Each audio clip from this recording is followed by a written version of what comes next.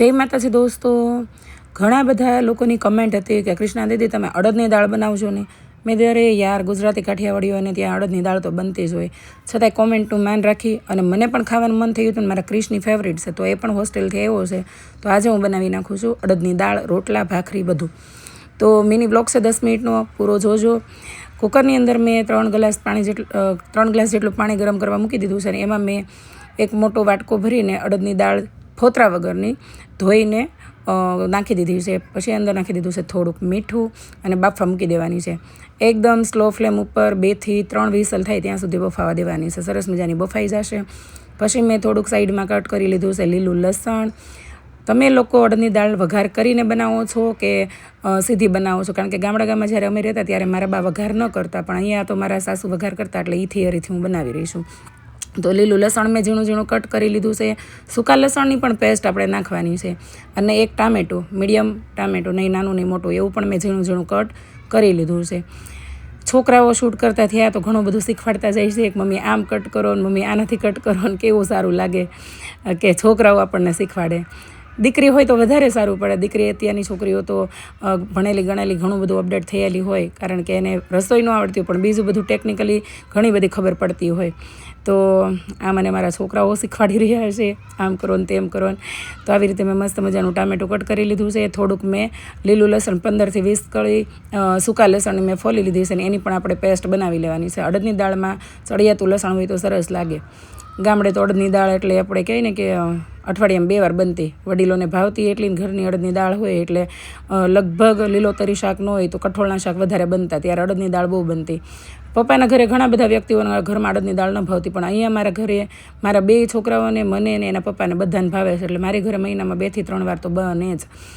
તો એક પેનની અંદર મેં 3 પાવડા ગરમ કરવા તેલ મૂકી દીધું છે. હવે આપણે બફાઈ ગઈ છે દાળ, એનો વઘાર કરવાનો છે. તો તેલ ગરમ થઈ ગયા પછી મેં થોડીક ચપટી નાખી છે અંદર રાઈ તતડી ગયા પછી તરત અંદર નાખ્યું છે મેં થોડુંક જીરું. રાઈ જીરું ન નાખો તો ચાલે, પણ હું પ્રોપર વઘાર કરી રહી છું એટલે મેં રાઈ જીરું બંને નાખ્યું છે. બંને ફૂટી ગયા પછી અંદર મેં 5 થી 6 ટુકડા સૂકા મરચાં અંદર એડ કરી દીધા છે. મીઠો લીમડો નહોતો, નહીં તો લીમડા વગરની દાળ મને ન ભાવે, પણ ચલાવી લેવાનું. અને સૂકા લસણની જે પેસ્ટ હતી એ પેસ્ટ મેં પાછળથી એડ કરી અને થોડીક ચપટી હિંગ નાખી અને આ વઘારની અંદર મેં સાથે નાખી દીધા છે ટામેટાં અને લીલું લસણ, જે બંને મેં ઝીણું ઝીણું કટ કરી લીધું છે. કોઈ પણ કઠોળનું શાક બનાવતી હોઉં છું તો ત્યારે હું એનો વઘાર આ રીતે જ કરું છું. તમે કેવી રીતે કરો છો એ લખજો કમેન્ટમાં. ઘણા બધા પપ્પાના ઘરે જ્યારે અડદની દાળ બનતી ત્યારે અમે કાચું તેલ નાખીને બેઠી દાળ ખાતા. એની પણ હમણાં થિયરી હું તમને કહી દઉં. અને લસણ અને ટામેટાં બંને થોડાક બફાઈ ગયા છે તો એની અંદર હું નાખી દઉં છું મસાલા બધા. તો હળદર, ચટણીની જગ્યાએ તમે આદુ મરચાંની પેસ્ટ નાખી શકો, પણ અડદની દાળમાં બને ત્યાં સુધી લાલ મરચું પાવડર નાખો. ધાણા જીરું ને થોડુંક મીઠું, કારણ કે દાળ બાફતી વખતે આપણે મીઠું નાખ્યું છે, પણ ટામેટાને એનો બધાનો વઘાર કર્યો છે એટલે લાઇટ મીઠું નાખ્યું છે.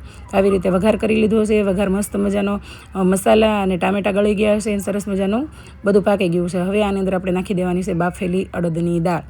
જો પપ્પાના ઘરે બનાવતા ને ત્યારે આવી રીતે મારા બફાઈ ગયેલી દાળ હોય ને એમાં 1 છાલિયું ભરીને નાખતા ખાટી છાશ અને હળદર મીઠું નાખીને મીઠા લીમડાના પાન નાખીને ઉકાળતા, અને લસણની ચટણી અંદર જ નાખી દેતા, અને પછી એ દાળને પકાવી અને એની અંદર કાચું તેલ નાખીને ખાતા. એ દાળ પણ એટલી સરસ લાગે, જેમ આપણે કાચો ઓળો ખાતા હોય ને એવી રીતે દાળ પણ બેઠી ખાઈ શકતા.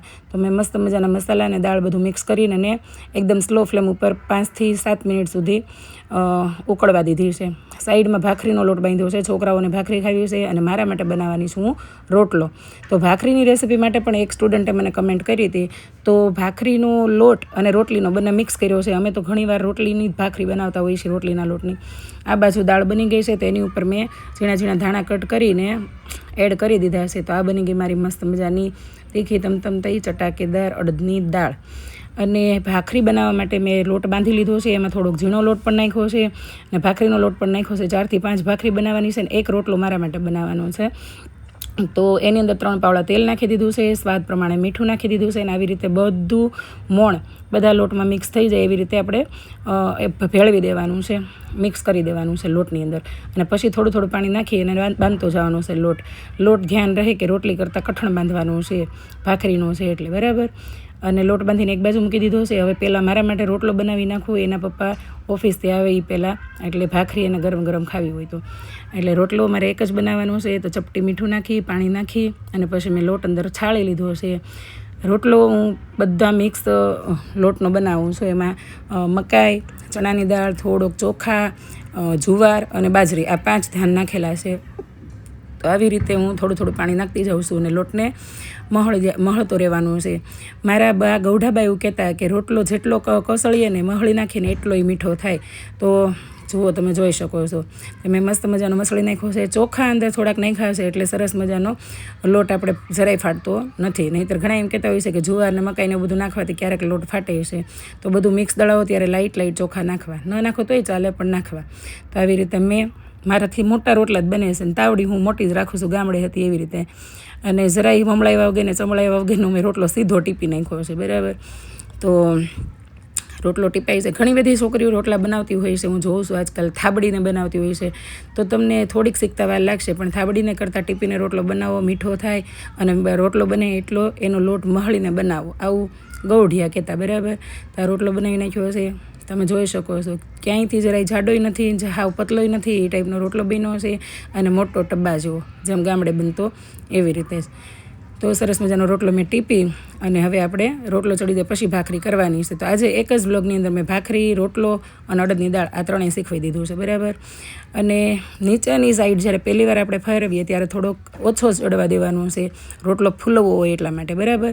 તો આવી રીતે ચોખા અંદર એડ કરેલા છે. થોડોક લાઇટ નરમ લોટ પડે છે એટલે તમે જુઓ છો કે ડિઝાઇનમાં થોડુંક લાઇટ કહે ને કે પોપડી પડી જાય છે, પણ મસ્ત મજાની મીઠો લાગે છે. બને ત્યાં સુધી બધા ધ્યાન નાખીને 5 થી 7 ધાન નાખી અને રોટલાનો લોટ દળાવો એટલે રોટલો ગરમ પણ ન પડે. ઘણા લોકોને તાસીર ગરમ હોય તો બાજરી ન હદે, એટલા માટે ગરમ પડતો હોય છે. તો બધા ધાન મિક્સ કરીને દળાવવાના એટલે રોટલો મીઠો એટલો સરસ લાગે અને બધું વિટામિન ને બધું એક જ વસ્તુમાંથી મળી રહે. 5-7 ધાન મિક્સ કરીને અમે રાગી હોતે નાખીએ છીએ, ઘણીવાર સોયાબીન નાખીએ છીએ. ટીપવામાં થોડું કેવડાવે પણ બને મસ્ત.